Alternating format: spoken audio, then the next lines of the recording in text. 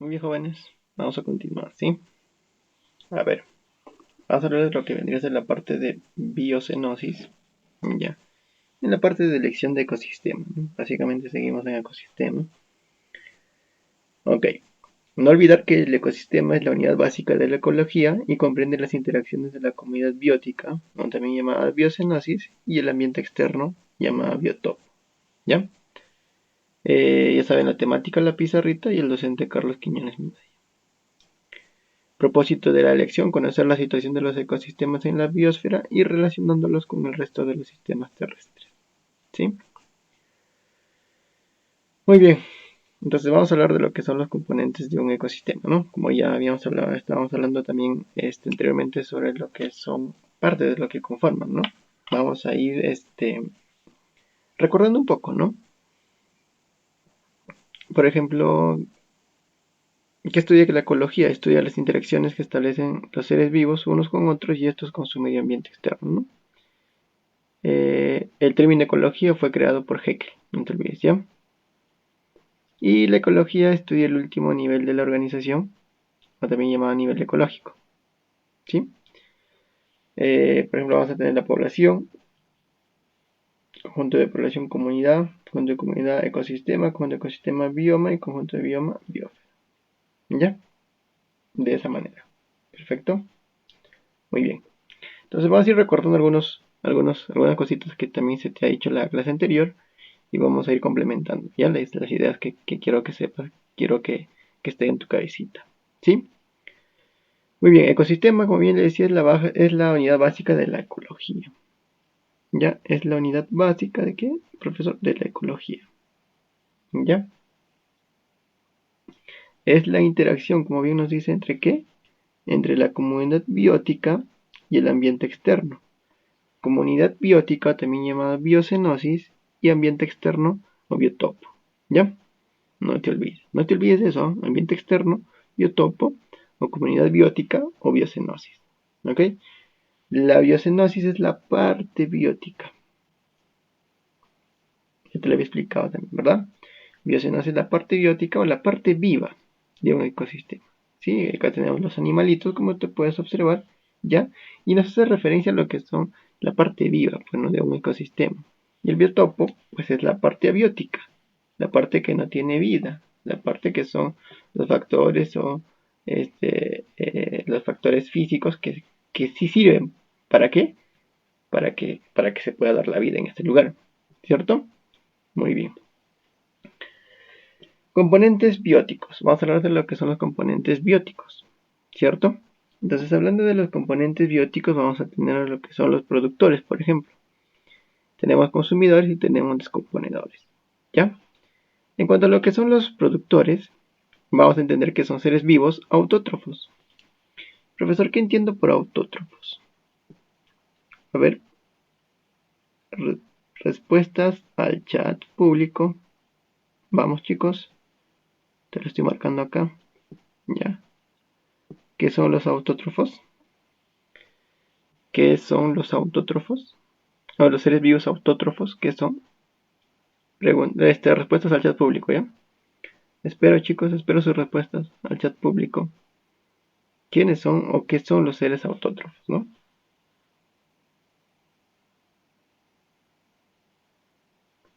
Vamos, jóvenes, los espero.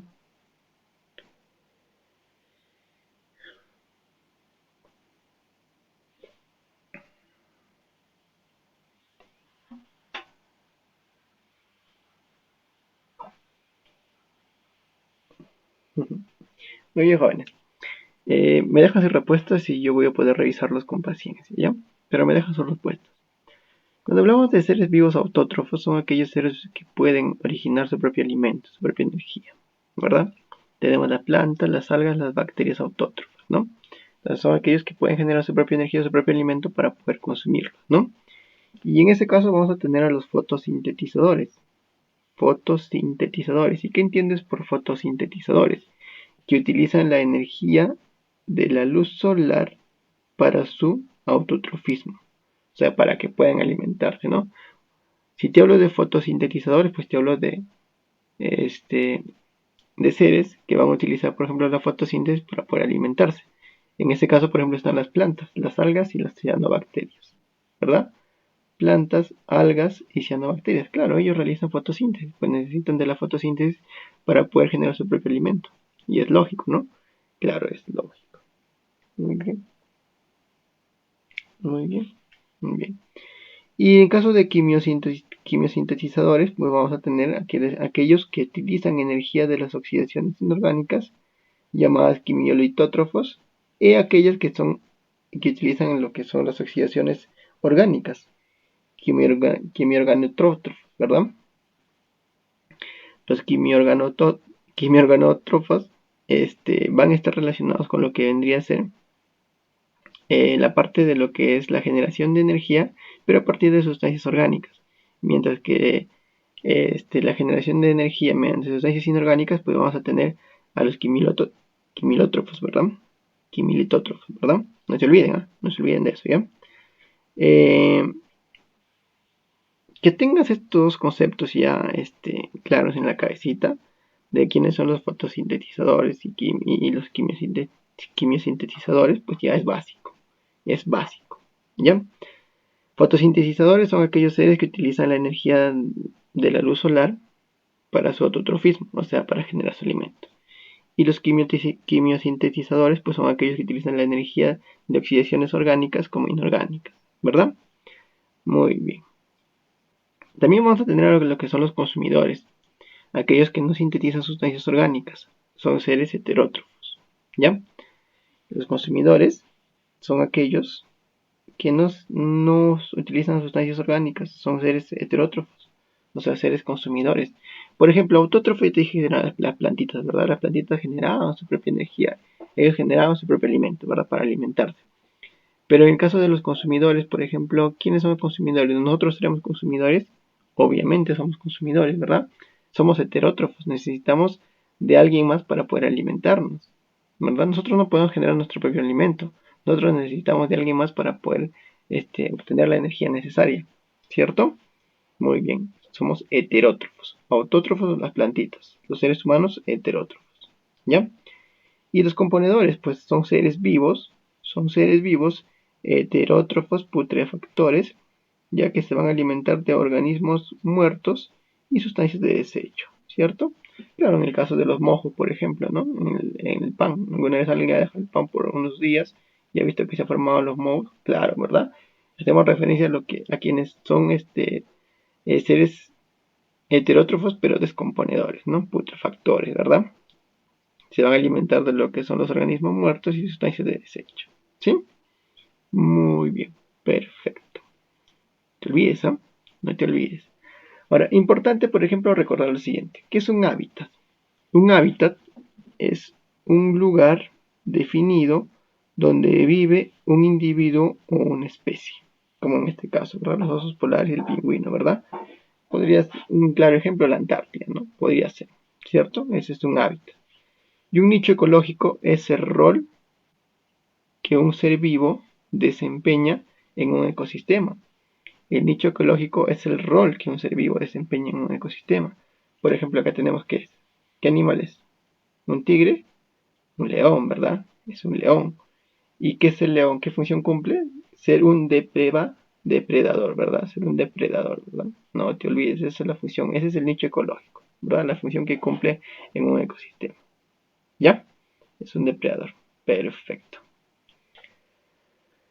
Ahora, los componentes abióticos. Ya, vamos a hablar de los componentes abióticos. ¿Sí? A ver. Los componentes abióticos. Muy bien. A ver. Cuando hablamos de componentes abióticos, pues básicamente hacemos referencia a lo que vendría a ser la parte física, ¿verdad? La parte física la que no tiene vida, ¿cierto? Por ejemplo, tenemos al suelo, por ejemplo. ¿Qué es el suelo? Es la capa más superficial de la litosfera, constituida por gránulos complejos que se forman por la agregación de partículas que provienen de la disgregación de lo que vendría a ser la roca madre, ¿ya? Esta se disgrega por una acción del agua viento, temperatura y ciertos organismos vivos, como bacterias, hongos, líquenes y raíces de plantas, permitiendo el ingreso del agua y el aire, que son indispensables para la vida de las plantas terrestres. ¿Ok? Esa es la primera definición en cuanto a lo que es el suelo. ¿Sí? No te olvides que la disgregación de la roca madre y la putrefacción de los seres muertos forman el suelo vegetal, que está constituido por arena, arcilla, silicato de sodio, potasio, calcio, magnesio, nitratos, fosfatos, sulfatos, carbonatos y humus. ¿Y qué es el humus, por ejemplo? ¿Qué es el humus, chicos? ¿Alguien sabe qué es el humus? ¿Alguien sabe qué es el humus? Estamos hablando del suelo, componentes abióticos. Humus son los restos de los seres muertos en putrefacción, ¿verdad? Ese es el humus, ¿cierto? Muy bien. Las diversas sustancias de las capas superiores del suelo pues son disueltas y arrastradas. Ese proceso se le llama como lixiviación. Ya, no te olvides, lixiviación. ¿Hacia dónde? Hacia las capas más inferiores y en algunos casos hasta algunas aguas subterráneas como son las freáticas, ¿no? Las aguas subterráneas freáticas son las que están más dentro de lo que es la tierra, ¿verdad? Lo más profundo, ¿ok? No te olvides de eso. Por la naturaleza química, los suelos pueden ser silicios, arcillosos, calizos, humíferos, y los dos últimos sirven para lo que vendría a ser la agricultura, por ejemplo, lo que son los calizos y los arcillosos, ¿no? Sirven para la agricultura, por ejemplo. ¿Ya? No se olviden de eso, ¿ya, chicos? Entonces sí es importante, uno de los componentes abióticos es el suelo, ¿sí? Eh, no te olvides, que se necesita de ella, por ejemplo, para generar compuestos que sirven para lo que es la generación de energía y la producción de alimentos, ¿verdad? Muy bien, muy bien, muy bien. Ahora vamos a hablar del agua. El agua, profesor, claro, el agua, ¿ya? El agua, por ejemplo, se extiende entre lo que es la litosfera, ¿ya? Y la troposfera. ¿De dónde, profesor? De la atmósfera terrestre, ¿ya? En sus tres estados, en sus tres estados físicos, los cuales presenta el agua, no te olvides, ¿ya? A ver, recordemos que tenemos el agua marina, ¿sí? El agua marina no hablo del grupo agua marina, el grupo de cumbia, ¿ya? Estoy hablando del agua marina, que es el agua que está en el mar, ¿no? Y que tiene un alto grado de salinidad, no te olvides de eso, ¿ya? El agua marina o agua salada también, ¿no? Posee alto grado de salinidad, aproximadamente 35 gramos de sal por litro de agua, ¿ya? El agua dulce, que es de bajo grado de salinidad, por ejemplo, eso lo vamos a encontrar, por ejemplo, en lo que vendrían a ser los arroyos, en los ríos, en el manantial, en las lagunas, en los lagos, en los pantanos, ¿verdad? Allí vamos a encontrar agua dulce. Ya posee bajo grado de salinidad, aproximadamente de 600 a 200 miligramos por litro, ¿cierto? Por litro. Estamos hablando del agua dulce, ¿ya? Estoy dando las características del agua salada, agua marina, agua dulce y lo que vendría ahora el agua salobre, ¿verdad? El agua salobre, este es el agua que va a estar en lo que vendría a ser la boca de los ríos, por ejemplo. Posee intermedio grado de salinidad, es mezcla de agua dulce con agua salada, ¿ya? Es el intermedio de grado de salinidad. Por eso dice que está en la boca de los ríos, porque ahí es donde va a estar, por ejemplo, la mezcla entre el agua salada y el agua dulce, ¿verdad? Ya. Eh, no te olvides que la salinidad es la cantidad de sales minerales expresadas en gramos o miligramos por litro de agua. Y eso es por lógica, ¿no? Muy bien. Eh, Existen, por ejemplo, animales que no toleran el cambio de salinidad de su ambiente obviamente acuático, ¿cierto? A esto se le conoce como estenoalinos, ¿ya? Los estenoalinos son aquellos animales que no toleran el cambio de salinidad en el medio. No te olvides, ¿ya? No te olvides, los estenoalinos. Y otros que sí lo toleran, como los euralinos, ¿ya? Estos euralinos son los que sí van a tolerar el grado de salinidad en su medio, ¿ok? Como el salmón, por ejemplo. el salmón es un euriralino, ¿ya? No te olvides, el salmón, ¿sí? Que se desplaza hasta el río para poder desovar, ¿no? Ahora, a las plantas que están adaptadas a lo que vendría a ser los suelos salinos se les denomina halófilas. A las plantas que están adaptadas a los suelos salinos se les denomina halófilas. Por ejemplo, la grama salada, ¿ya? Existen arqueobacterias o halobacterias también, conocido como halobacterias o arqueobacterias, en aguas con altísimo grado de salinidad, ¿ya? Con altísimo grado de salinidad. No te olvides, ¿ya? Están adaptadas a veces para ese tipo de grados de salinidad. Profesor, aproximadamente cuántos gramos de sal por litro? De 210 a 250 gramos de sal por litro. Bastante, ¿no? Bastante salados. Existen bacterias, bueno, que viven allí, que pueden sobrevivir allí. ¿Ya? Muy bien, muy bien. Ahora vamos a hablar del aire, ¿ya? Del aire, que también forma parte de los componentes abióticos. ¿Y qué es el aire? Pues es un manto gaseoso, ya incoloro y transparente de la Tierra. Manto gaseoso, incoloro y transparente, ¿de dónde, profesor? De la Tierra. Ya no te olvides. Constituido por nitrógeno, aproximadamente el 78% de nitrógeno, oxígeno un 21% y otros aproximadamente un 1%, otros gases, ¿cierto? Muy bien. El nitrógeno es utilizado para la síntesis de proteínas. El nitrógeno es utilizado para la síntesis de proteínas en organismos nitrificantes, ¿cierto? En organismos nitrificantes. Ahora, no te olvides que el oxígeno, por ejemplo, es importante para la respiración celular de organismos autótrofos y heterótrofos. El oxígeno, importante para la respiración de lo que son organismos autótrofos y heterótrofos. ¿Ya? En ambos va a estar presente el oxígeno, para ambos, sí. ¿Ya? El CO2 es la fuente de carbono para lo que vendría a ser la fotosíntesis y el efecto invernadero. ¿Ya? La presión atmosférica es la fuerza que ejerce el aire sobre la superficie terrestre. No te olvides, ¿ya? La presión atmosférica es la fuerza que ejerce el aire sobre la superficie terrestre. ¿Qué quiere decir, por ejemplo? Por ejemplo, lo siguiente. Con este modelo de ejemplificación lo vas a entender bien sencillo. A ver, ¿alguien ha ido a la sierra alguna vez? Sí, ¿verdad? Cuando tú vas a la sierra, tú subes de altitud, ¿verdad? Muy bien. A mayor altura, mayor presión, menor presión. ¿Qué creen ustedes? A ver, les hago esa pregunta ya. A mayor altura, mayor o menor presión atmosférica, ¿no? Obviamente. Ustedes, por ejemplo, que están en la costa, ya están en Barranca, ¿verdad? Barranca. Entonces, están en la costa. ¿Y en Barranca qué creen que hay? ¿Mayor o menor presión, chicos? A ver, jóvenes, respóndanme, por favor. Los espero al chat público. ¿Me responden, chicos?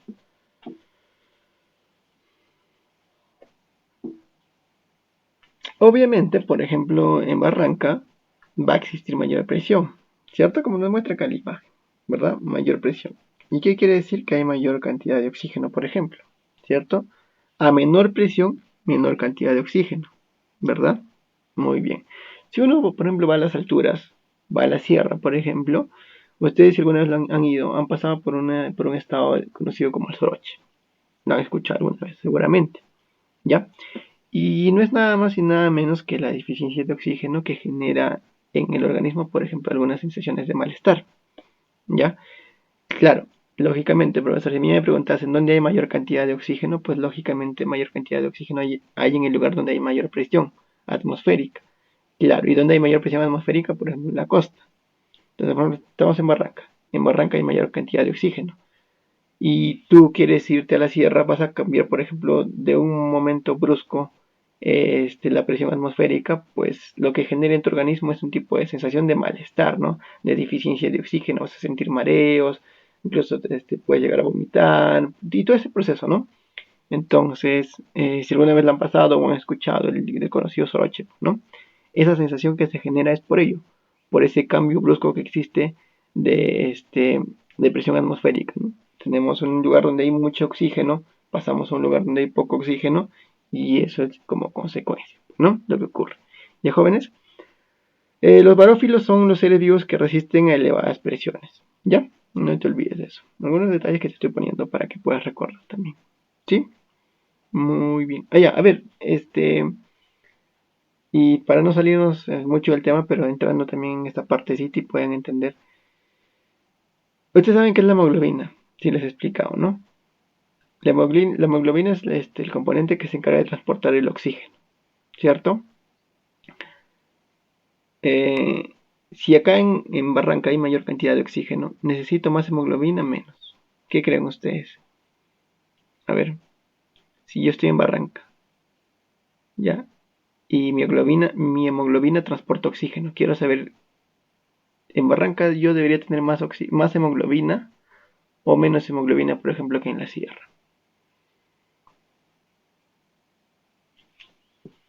La hemoglobina, por ejemplo, transporta, ¿qué, profesor? Transporta el oxígeno, ¿cierto? El O2, ¿verdad? Muy bien. En la sierra, en la costa, tu hemoglobina debe ser menos. Y en la sierra debe ser más. ¿Por qué, profesor? ¿Por qué hay esa variación? Claro, si yo hago comparaciones entre una persona y le mido la hemoglobina en la costa, siempre me va a mostrar un rango menor a lo que es en la sierra. Porque yo necesito mayor cantidad de hemoglobina. ¿Dónde? En la sierra, ¿por qué? No sería al revés, profesor, donde hay más oxígeno, mayor cantidad. No, yo necesito más hemoglobina para poder transportar la poca cantidad de oxígeno que hay acá. ¿Me dejo entender? Acá hay poco oxígeno. Al haber poco oxígeno, acá hay más y más y más oxígeno, ¿verdad? ¿Cierto? Acá al haber poco oxígeno, yo tengo que empezar a fabricar más hemoglobina para que pueda captar esa poca cantidad de oxígeno. Mientras que en la costa no. En la costa tengo mayor cantidad de oxígeno, entonces no necesito fabricar más hemoglobina, sino fabrico menos hemoglobina nada más. Lo suficiente, lo necesario nada más. Entonces por ello que la cantidad de hemoglobina va a variar de una persona, por ejemplo, que vive en la costa con una persona que vive en la sierra. ¿Ya? No se olviden de eso. ¿Ok, jóvenes? ¿Dónde hay mayor cantidad de hemoglobina? En la sierra, ¿no? ¿Por qué? Porque hay menor presencia de oxígeno y necesito más hemoglobina para poder captar ese poco oxígeno. Mientras que en la costa hay mayor cantidad de oxígeno, entonces necesito solamente la hemoglobina necesaria nada más. No necesito fabricar más. ¿Verdad? Muy bien, perfecto. Y en cuanto a lo que es otro componente biótico, pues es el Sol, ¿no? Es una estrella esférica, ya, al estado plasma, en estado plasma. La energía radiante le llega a la Tierra en pequeñas proporciones, pero tiene influencia decisiva en lo que es el mantenimiento de lo que es la Tierra, ¿no? Es necesaria, por ejemplo, para la visión. Nosotros no podríamos observar si no existiese el Sol, ¿cierto? Para la formación de pigmentos, en lo que son los tegumentos, regular hábitos, incluso como factor de movimientos migratorios, ¿no? Y por ejemplo en la temperatura va a variar también según la altitud, latitud y relieve del terreno. Existen seres que viven en condiciones diferentes a las nuestras, termoacidófilas y cianobacterias, ¿ya? Claro, por ejemplo hay seres que viven en los desiertos y hay seres que viven en otros lugares que no son, que no están expuestos demasiado al sol, a los rayos ultravioletas, ustedes saben de esto, ¿verdad? Por ejemplo, si yo tengo a un camello, no lo voy a llevar a la Antártida y voy a esperar que este ser vivo sobreviva en ese lugar. Sería sería malo, ¿no? Sería un cambio de temperatura brusco, cambio de ambiente muy brusco, ¿cierto? No se adaptaría, si fuese muy rápido el cambio, no se lograrían adaptar y lo que generarían, por ejemplo, sería la muerte tal vez de ese animal, ¿verdad? Es como yo les dije alguna vez, ¿no? Traer un cóndor a la costa, pues tampoco se puede adaptar, ¿no? Entonces, hablando del sol, pues hay seres vivos que están adaptados a ese ambiente, a este factor, ¿no? A lo que es el sol. Eh, Necesariamente todos necesitamos el sol, pero depende también del grado, ¿no? Existen animales que pueden sobrevivir en un lugar donde existe altas temperaturas y, por ejemplo, ¿no? Seres vivos que no soportan esas altas temperaturas, ¿verdad? Muy bien, y básicamente a eso hace referencia en cuanto a los componentes abióticos que forman parte de lo que son los componentes de un ecosistema. ¿Ya? Muy bien. Estamos hablando de los componentes abióticos, entonces estamos hablando de los biotopos, ¿verdad? Porque la biocenosis es la parte viva, ¿cierto? La parte viva. Muy bien, chicos. Esto se va a complementar con la lectura que se les ha enviado y ya pues vamos a tener una idea más concreta de lo que estamos haciendo. ¿Ya? De ecosistemas. Muy bien, chicos. Esto sería todo con respecto a lo que es biocenosis y una parte de biocenosis y una parte de componentes abióticos o biotopo. ¿Ya? Perfecto.